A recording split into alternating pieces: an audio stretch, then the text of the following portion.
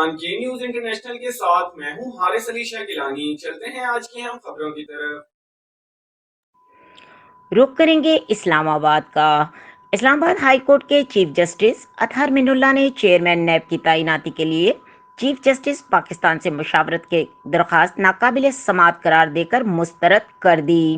Chief justice اطہر من اللہ نے remarks دیے کہ چیئرمین نیب کی تعیناتی پارلیمنٹ کا اختیار ہے اور یہ عدالت پارلیمنٹ کو ہدایات نہیں دے سکتی۔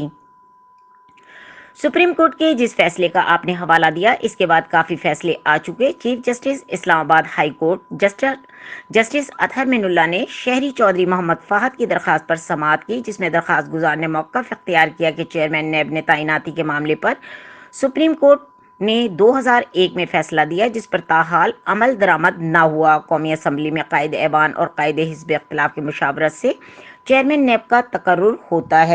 خبروں اور اپڈیٹس کے لیے ہمارے ساتھ رہیے گا، تب تک کے لیے اپنا خیال رکھیے گا۔ اللہ حافظ۔